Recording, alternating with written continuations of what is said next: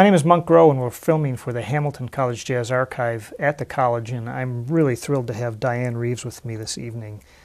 And I have to try to find an adjective to describe your performance, but I just was thrilled with the amount of imagination that was going on stage. Can you in any way tell me where that comes from? Well, I think it comes from, having a group of, standing inside of a group of musicians that become co-creators on stage, where it's a very intimate exchange that happens between everybody.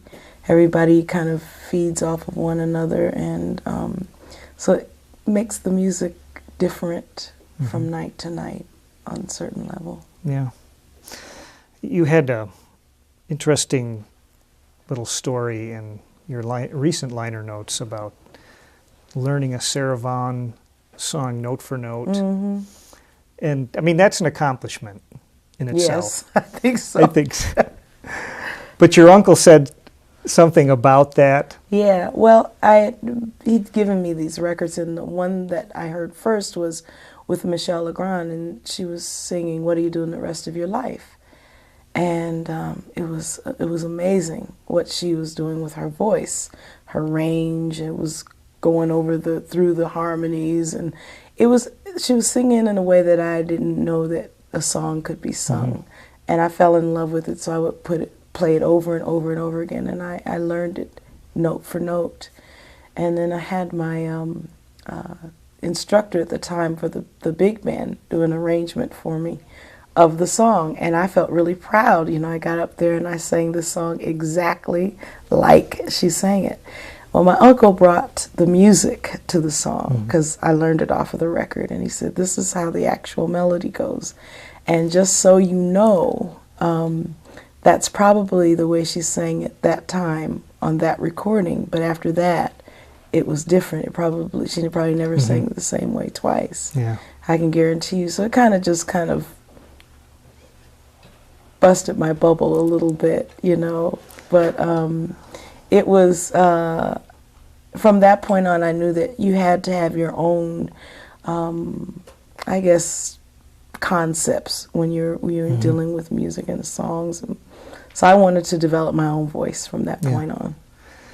Were there horn players that inspired you from an improvisation standpoint too? Well, it's interesting because the one person that comes to mind is Cannonball Adderley.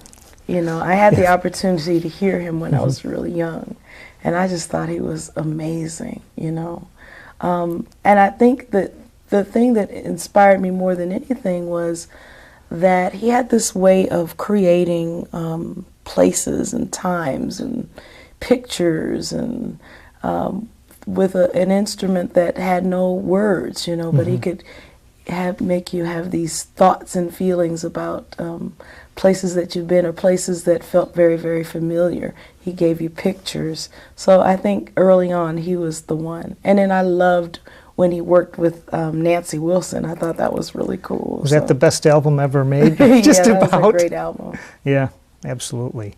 And it's funny because she says that actually the critics gave her some heat about that, or maybe him. Well, critics give so much heat, so. Yeah. Your repertoire is so broad-based. Do you think critics have a hard time with that because they want to put you somewhere so they can talk better about it? Early on, when I was trying to find out who I was, there was a lot of music that I was listening to at the time, and at the time, fusion music was the music that was being played. That was the music that I was listening to, and I loved it because it encompassed so many things. It was, for me, like world music without even knowing the term, because you'd hear people like Ravi Shankar, and you'd hear all of these kind of exotic instruments and places, people from countries that you would not normally hear this music. Even Brazil was very exotic to me.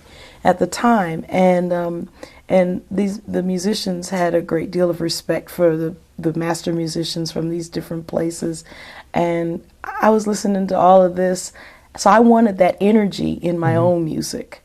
So early on, I tapped into that, as well as the music that was very popular the day. It was, of course, the Motown music. I liked a lot of that. I was listening to it, and I wanted to do that as well. So when I started recording, the critics would always say that, oh, she's just too broad. When they first started to hear me, I was with people like Clark Terry and Louis Bellson and singing more traditional music. But when I did my first record, they creamed me. Yeah. How does it affect you? How did it affect you? It just made my skin really tough because there was something stronger than their words. And that was that I really was, in my heart, I really felt that what I was doing was correct. And that's what I followed. Yeah. Well, if we were to look at your list of songs from this evening, you know, you went from John Coltrane to singing Leonard Cohen, was it? But they all sound like they seemed to mesh together really well. It's all music to me, you know. I've always believed that music should be without boundaries. And for me, jazz, having a foundation in jazz music really kind of allowed me to be a part of different kinds of music, much like the musicians that were performing or had created this fusion music. And I just felt that if you could take the popular tunes of the 40s and turn them into jazz standards, then there was a possibility that with these new other forms of these other songs, or even songs that I write, could also have a kind of jazz sensibility. So I wanted to sing the songs that really addressed my life early on, that really meant something deeply to me. And so that's how all of those kinds of songs came into being. Your last album with the Sarah Vaughan tribute, it must have been an amazing feeling to stand in front of that orchestra. It was done mostly all live. Is that correct? Yeah, live in 4 days. Wow. Yeah, it was amazing because, well, first of all, and I have to brag. My cousin, George Duke, is an impeccable musician. He's someone that if he needed to conduct the orchestra, he could have done that. If he needed to run the board, the recording equipment, he could have done that. He was there, and he really, really made sure that the sound, everything, the approach, the spirit in the room was right. We had these incredible string musicians there who didn't know what the project was about. And one came to me and said, you know, this reminds me, we used to record for Sarah like this. And I was like, well, this is dedicated to Sarah. So once they realized that, it became a party. And those 4 days were like, they were not long enough because we had such a good time. Impeccable arrangements. Yes. Really creative. You know, people are always talking about trying to make the string swing. Well, someone did there. Billy Childs. You know. I've known Billy for a long time. We started working together when we were about 19 years old. And our relationship is very, very rich. And musically, we shared a lot of music together. So when this project came about, I asked him, would he do the arrangements for it? And he's like, yeah, you know. So we would get together, have cappuccino, and talk about the songs. Because it wasn't so much that I wanted to select the songs that she sang so many songs. Sarah sang so many songs. I wanted to really celebrate her artistry, her approach to the music. And so there had to be some certain things that were in the arrangements. And I remember he was nervous when we first started, and George told him, man, you know her like you know the palm of your hand, so do what you do. And it was great, and he wrote incredible arrangements. Yeah. I'm curious, is some of the really hip substitutions that were used on like Lullaby or Birdland and stuff, did you two sit down and maybe he would try things and see do you like this or exactly.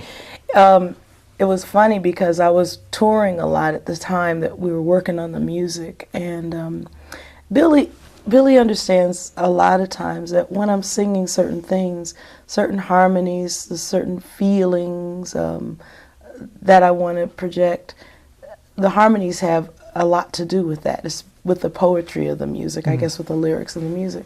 So we would sit down and we would talk about different things. I think the thing that we really worked very hard on was Sending the Clowns. That was because Sarah's version was just so spectacular. We knew that whatever was going to be done with that song had to be uniquely my own. And so we'd sit down and we would work on things and discuss the lyrics, discuss the mood, discuss the feeling, you know, all of these things, and then he would write accordingly. Did you come from a musical family? I know, well, with your cousin, George basically, Ducan. yes. I have an uncle who played with the Colorado Symphony for over 40 years and started actually with the San Francisco Symphony. And I had great aunts, 2 great aunts and a great uncle were musicians, and they played the music of the early 1900s. So it was Bessie Smith, Ma Rainey, all of these, you know, more blues-oriented music. And so that was like always in the house. That was very much a part of my growing up. Yeah. Was there pretty much constant support when you decided that you were going to try to go into music as a career? Oh, yeah. My mother, she didn't understand exactly what it was that I was going to do or what I wanted to do, but my mother and father always made a way for me to do it. And my uncle was more my mentor early on than anything, so he was there.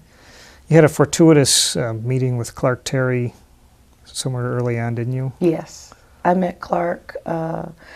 Our jazz band had won a citywide competition, which allowed us to go to Chicago and perform for what was then called the National Association of Jazz Educators. And of course, Clark has been affiliated with them for a long time. And he heard me, and he said, we started talking, and I didn't know who he was. I just knew he was this nice man, you know. My uncle was, that's Clark Terry, you know. And I was like, okay. So when he would come to Denver, there was this jazz party that would go on. This man, Dick Gibson, would give up at the Broadmoor. And the first jazz party that I ever did was with Clark. And he surrounded me with all these great musicians. Once again, I still didn't know who they were. My uncle would have to go back and give me records and say, see, this is this person, this is this person, that's who you were performing.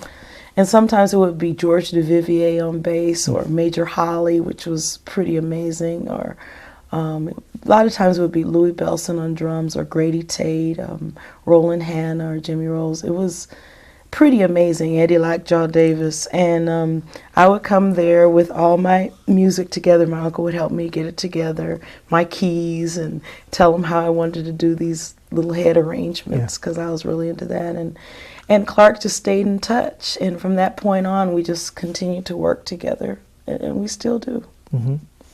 That's interesting you say that, you know, you had your keys together and your whole thing is, do vocalists ever, I'm not sure how to even ask this question, but do they ever feel pressured by instrumentalists to really, you know, you better know your stuff here?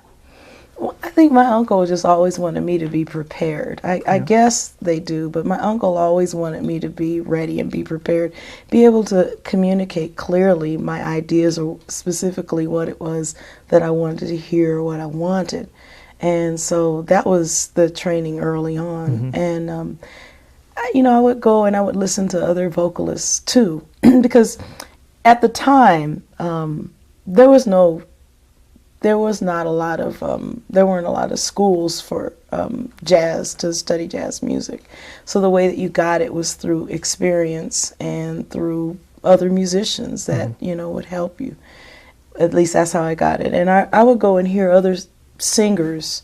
Like, for instance, I would go and hear Carmen McRae. And she was very, very open, so I could ask her a lot of different questions about how she was approaching songs, who did this arrangement, why did she do it this way, or, she would tell me. And I remember the first time I saw Betty Carter was the first time I'd ever seen a vocalist really stand inside of a band and allow the musicians to be these co-creators and really, really use their personalities as part of the sound in a band, and wanted to know, how do you communicate those things? How do you do that? And I had my own bands early on, and I think the biggest thing that helped me was the experience and just continuously learning to to be very, very clear and to be able to articulate. Yeah, there's a certain amount of physicalization that you do. When I think back of when I saw Betty Carter, I can almost see a nice comparison there. Just, I don't know, the way you use your arm and to... It works. Oh, okay. Yeah. I have a couple little excerpts I'd like to play for you. Okay. And it's not a blindfold test, but this is from your recent...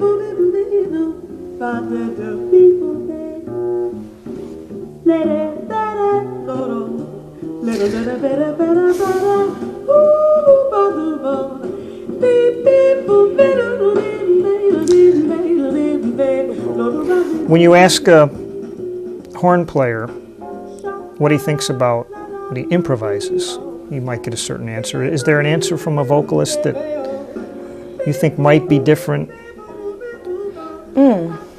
I don't know, but I would say that it has a lot to do with what the song is about for me.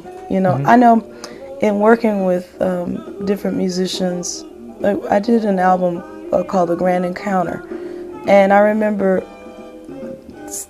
anytime we did a song, the musicians would always say, now what are the lyrics to this song? They always want to know the lyrics to the song so that they could, really, really tell the story in a way without words. And that's basically kind of how I think when I'm, Lullaby of Birdland is, I think for me, more than anything, it's nostalgia, because when I first heard the song, I remember where I was, who I was, how young I was, and what an impact it made on me.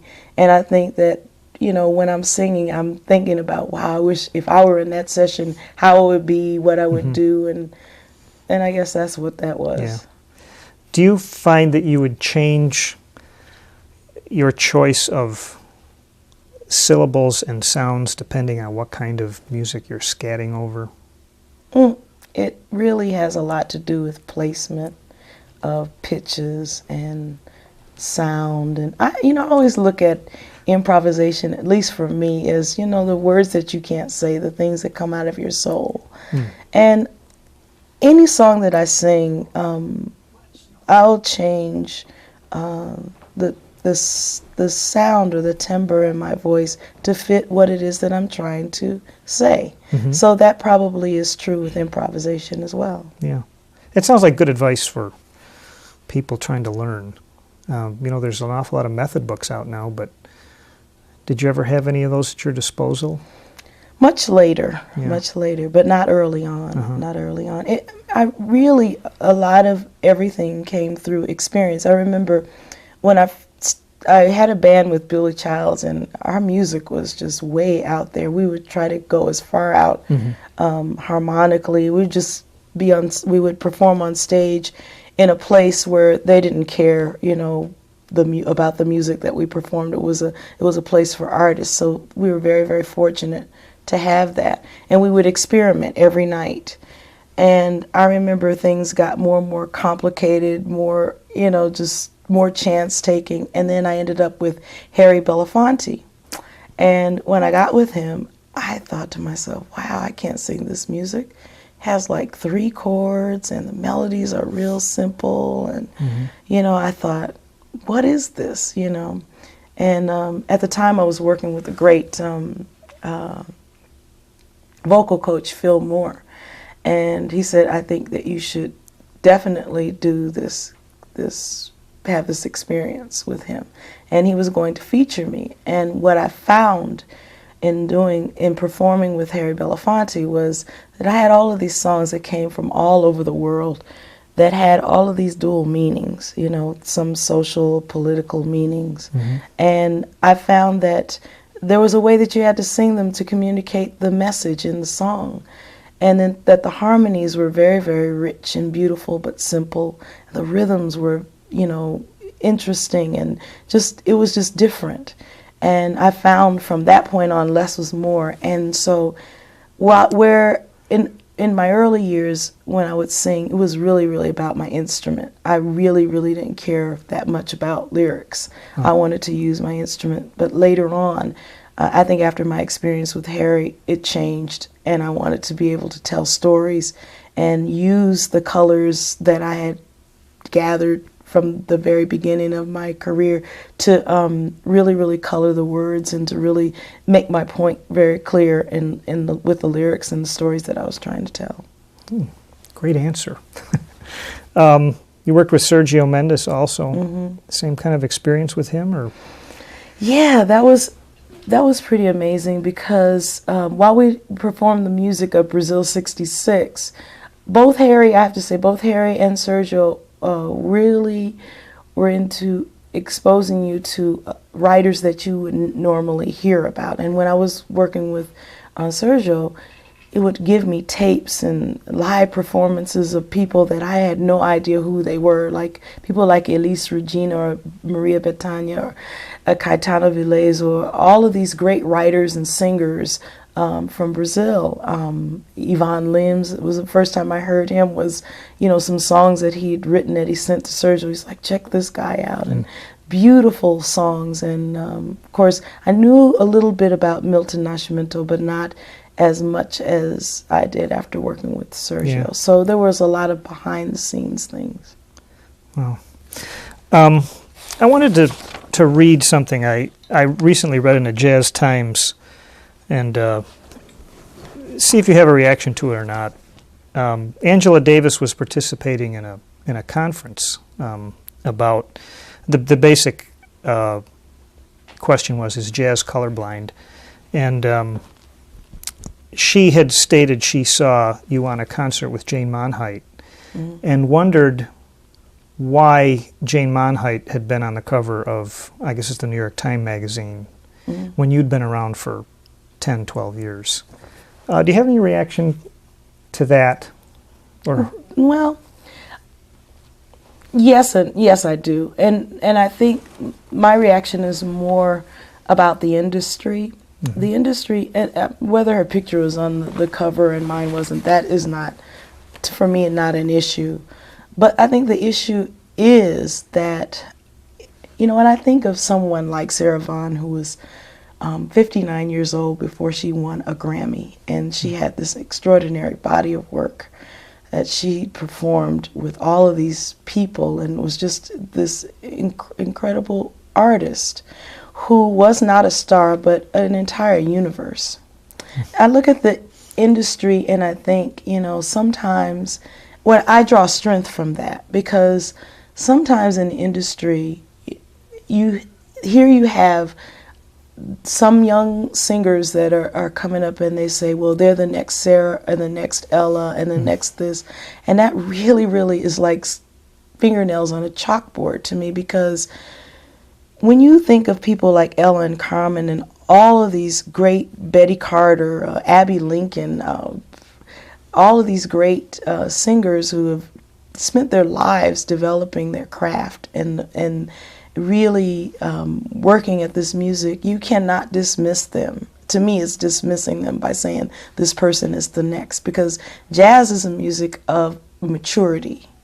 And I think that in the industry, and it's not just in jazz music, but it's all the way across the board, everybody is looking for that person that they can make a star overnight. And I think what it does is it really takes away from that young person, because they never have the opportunity really to develop their own voice, their own divine uniqueness. And here you have them, you know, you say, this is what you do. They're like a blank piece of paper, and there's some producer or something that wants to fill in the spaces and make them who they think that they should be. And I think as the listener, we lose out on something that could have been really beautiful and really unique. I have a lot of young vocalists that come to me all the time. Some of them have major recording deals, who are really fighting for their own voices. They say, you know, they want me to do this, and this is what I'm not feeling this, and how do I do this? I think that if I had to record now in this industry, I would probably go crazy because of the controls that are on these young minds that come in. But there are some that are coming through, and they are fighting for their own voices, their own sound, their own concept, their own way that they view the music. And I think that the broad listening audience needs that, because there's such a sameness in the music, and that's even in jazz music. I have young musicians that come to me, you know, I want to do this, but, you know, I need a hook for the publicist to use me. And, you know, it's like, no, you need your own voice. You need to really fight for your own voice, because that's what's the most important thing.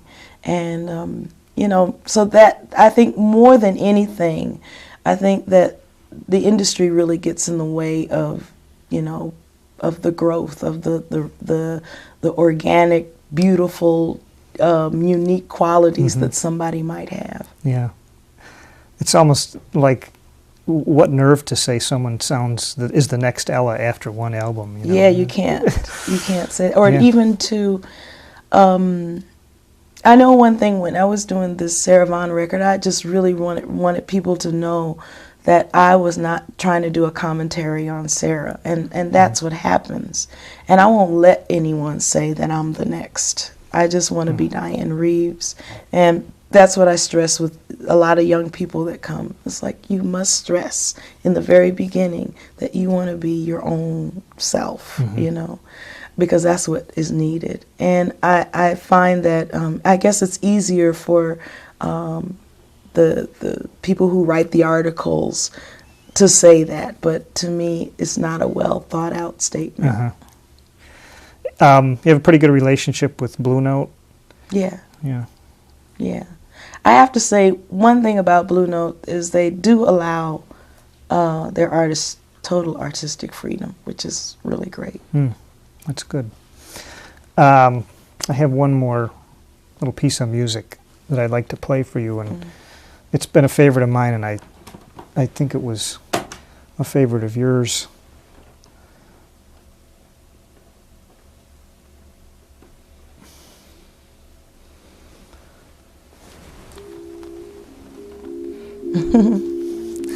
So I was impressed by what you were playing it between your breaks too.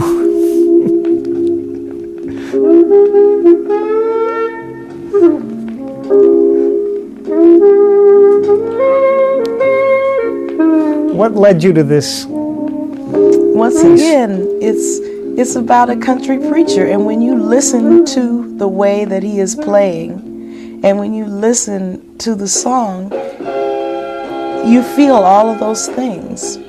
And that's why I wanted that's why I wrote the lyrics to this. Yeah. Because I love this. This part kills me here. Yeah. You know, yeah. I wish I had been there for that moment. It's just unbelievable. Yeah. Interesting that George Duke ended up with Cannonball too. Yes. You guys had a mutual.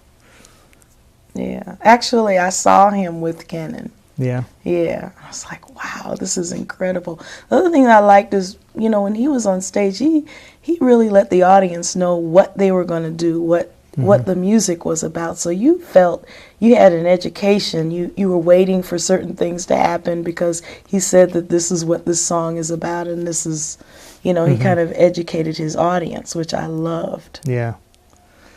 Well, I've been really fascinating to talk to you. I'm going to invite my colleague Michael Woods in to ask a few questions, if you don't mind. All right. And We'll see you in a bit. Thank you.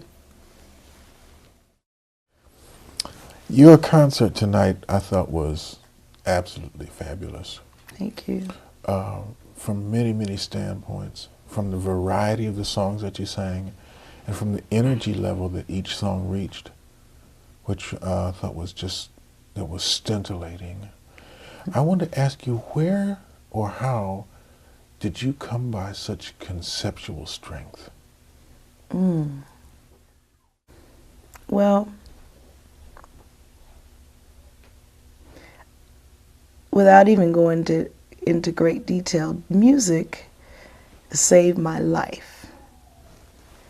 And I know growing up, the music that I would listen to was really a backdrop for the civil rights movement, for the Vietnam War. The music was full of hope and brotherhood and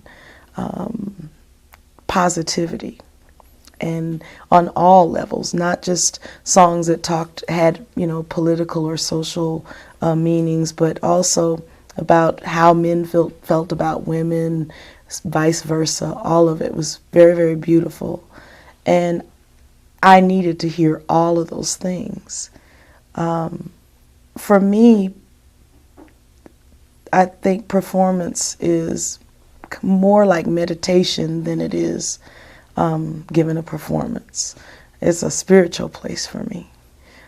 So I just want to make sure a lot of times that the words that I sing about, or the things that I sing about, are things that I really, really believe in my soul, that are really, really a part of who I am. And I think a lot of that is really what kind of shapes the music, the concept, my approach. Let me ask you this. The songs that you sang tonight, all of them were profound. They were gripping. Much of the music that I hear in the pop world today is so surface. And even if it were to be sung well, it wouldn't mean much because the lyrics don't take me anywhere. What in a set of lyrics attracts you to say, yes, I'd like to sing that song? I like lyrics that tell a story. They have a very, very that really, really kind of, most of the songs really address my own life, things that I really think about, that I think that I can give my own emotion and understanding to, so that the audience understands it more the way that I'm hearing it, more than maybe the way the person wrote it. Also, I think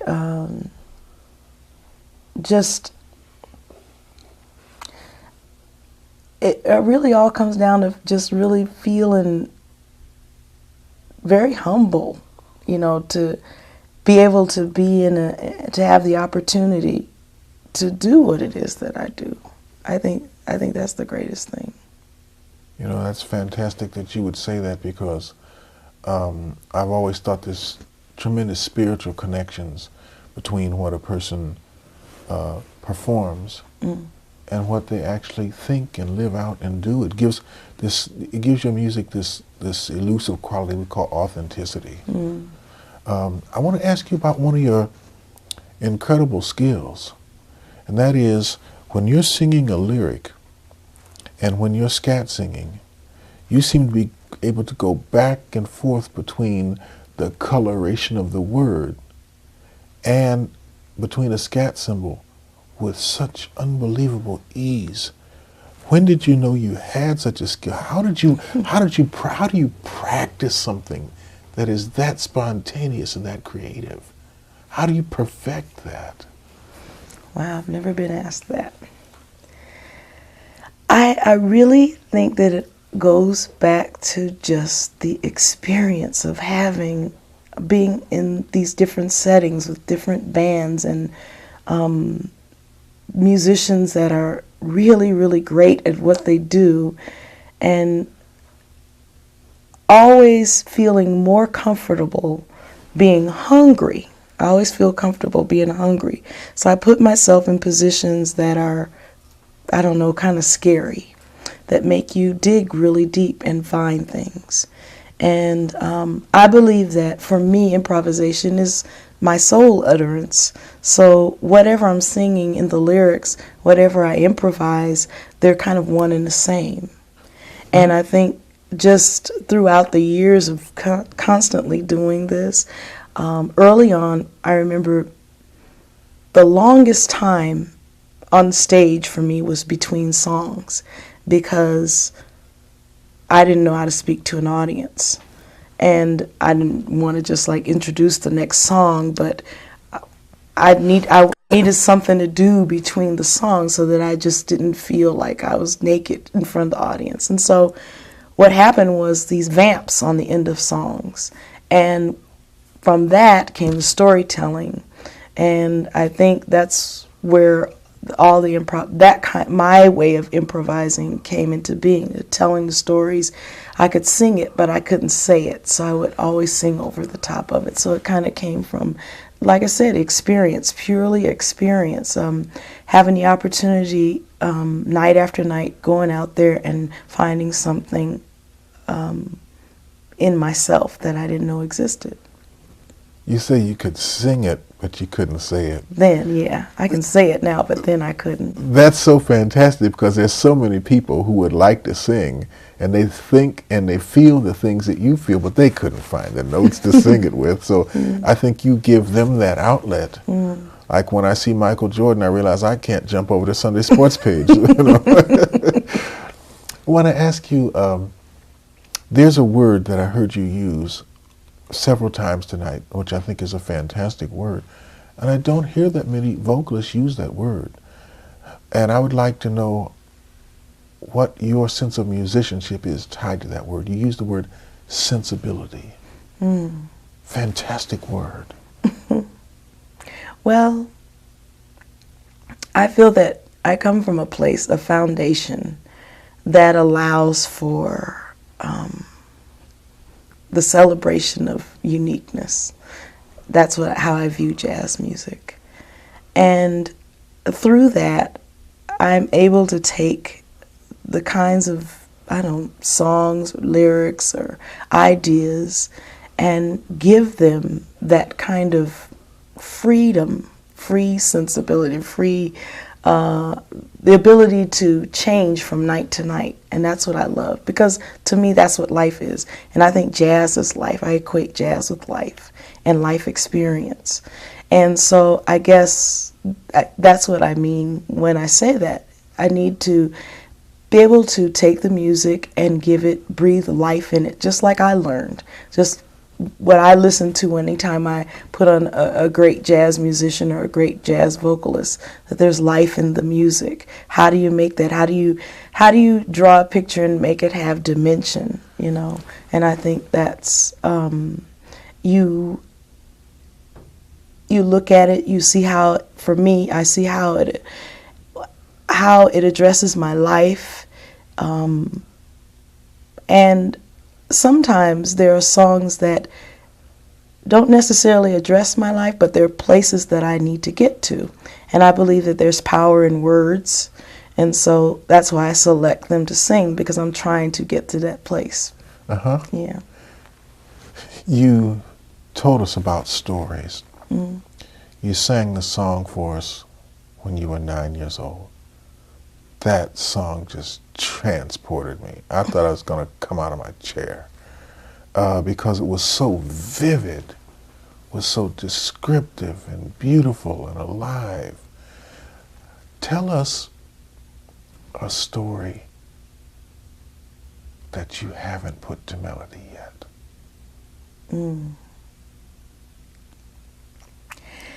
Well, let's say you're gonna it's 2004 and you've traveled all over the world and sung all different kind of places, and you're gonna do on an album and you're gonna tell us another story. Tell us about this one. Just take me there in your imagination. Well, I think that the first word that comes to my mind is grace. I think the story would be about maybe where I am right now, how I feel and how I view life right now. Because there are a lot of things that are happening. Like, I've given my life to music. I've created a kind of imbalance in my life because I haven't really haven't given much to my personal life. Now I need to know what that's about, and I would want to write about that journey of finding that balance. And grace has a lot to do with that, living in a state of grace. I'll ask you one more question. Yeah, I know you never had anybody ask me that, but that's a good one.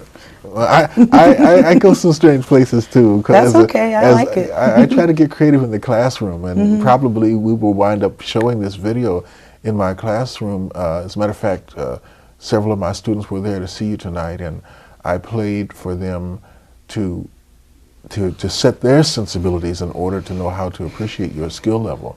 I played for them Fascinating Rhythm. I played Send in the Clowns, and I played Lullaby Birdland. And so they kind of had some idea of what to expect.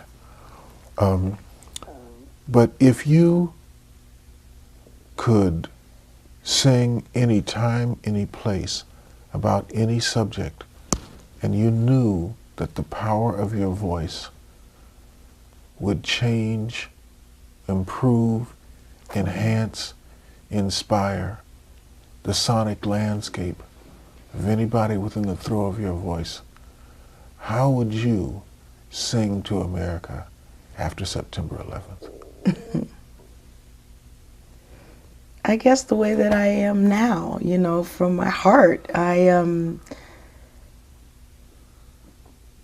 The interesting thing about what happened September 11th is it brought about a profound sense of fear that I don't think that I've ever felt before. But also, it made me think about some of the stories that my grandmother used to tell me of the things that she went through. And, I heard the stories, but I didn't feel that kind of fear. I didn't know what she'd been through, being like just a couple of steps out of slavery. Yes. And one of the things that came out of it was forward-thinking, perseverance, not allowing the fear to take you down. So in answer to your question, I think I would just continue to sing songs about strength and forward movement and, trying to stay aware and clear and present. Because there's so many things right now that are happening that can seduce you into feeling like maybe not that it's worse than what it is, but losing your your things that you believe in, breaking down your belief systems, and you can't let it do that. So I would continue to sing the kinds of songs, the kinds of music that I've always sung, the kind of music that's always gotten me through, and the kind of music that really has gotten me through this time. Got to make it through the night. Yes, absolutely. Well, listen, I just want to, first of all, I want to tell you, I think you're more than a great vocalist. Thank you. I think that your gift, the voice that you have, is a gift to people all over the world. Not that many people on this planet that will ever live and breathe on this planet will be able to sing like you do. And we thank you immeasurably for bringing that skill to Hamilton College. Thank you very much. Thank you.